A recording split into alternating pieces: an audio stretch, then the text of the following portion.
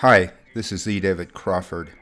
Joining me to discuss a novel new treatment for BPH known as NYMOX or Fexapotide is Ron Tutron. Ron is Medical Director of the Chesapeake Urology Research Associates and Chief Division of Urology at the Greater Baltimore Medical Center.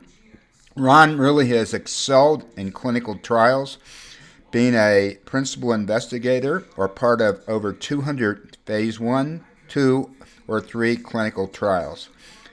I am excited to have Ron share with us information about this new exciting molecule for the treatment of BPH. Thank you, Dr. Crawford, for the introduction.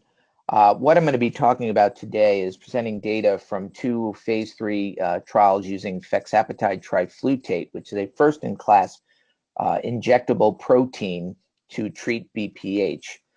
These trials took place between 2009 and 2017 at over 50 centers in the United States and enrolled over 1,000 patients. It is delivered this protein to the prostate via transrectal ultrasound using a standard 22 gauge needle and injecting 5 cc's into both transition zones of the prostate on the right and left. The data that I will be presenting is fully documented in the recent peer review publication in World Journal of Urology, which is available online in the February issue of the World Journal. Next slide.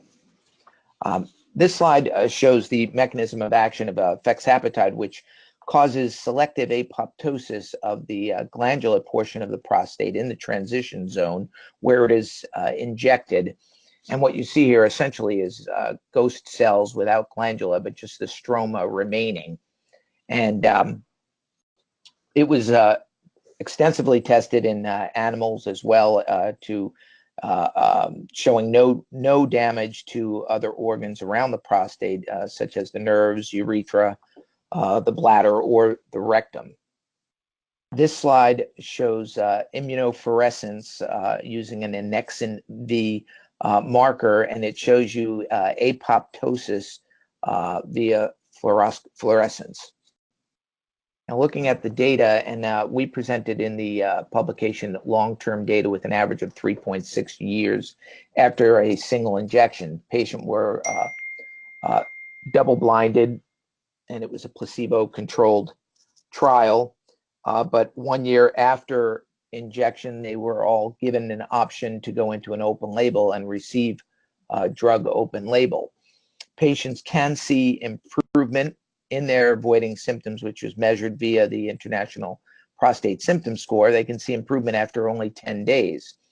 The long-term data with an average of 3.6 years after a single injection showed a mean of 5.7 points improvement in the symptom score.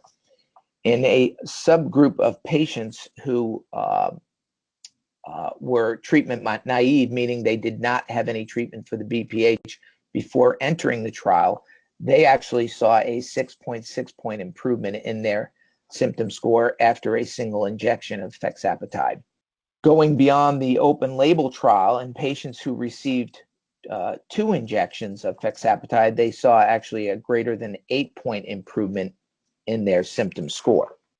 This slide shows a time-weighted mean improvement over time, where it demonstrates that fexapatide overall efficacy is statistically significantly superior to placebo when looking at all time points, including the first year up to long-term of over 5 years of follow-up. There's a great separation between the patients who receive fexapatide versus those who receive placebo. Blinded placebo-treated patients who crossed over to the fexapatide open label long-term had substantially lower rates of BPH surgery compared to patients who crossed over to oral medications. So in patients who were in the first phase of the study and then received fexapatide, the surgery rate was only 5% compared to patients who did not get open label drug where the surgery rate was 30%, and this was highly statistically significant. In patients who subsequently used oral medications after the double-blind injection, those patients who got Fexapatide had much more significant improvement in their symptom score compared to patients who received placebo in the trial, and this was also statistically significant. Most importantly, in summary, this is a extremely safe molecule that has no clinically significant adverse events related to the drug. There were no serious adverse events noted in the trial. Repeat injections were safe. There was no detectable immune response to the protein. There was a reduction in spontaneous acute urinary retention in the patients who received Fexapatide compared to those who received placebo. And other things that were noted in the trial was a reduction in the incidence of prostate cancer in patients who were followed out long-term after 4 years. Another interesting side effect was noted that those patients who received placebo actually had a worsening in their sexual function as based on their SHIM score compared to those patients who received Fexapatide who actually had an improvement in their SHIM scores.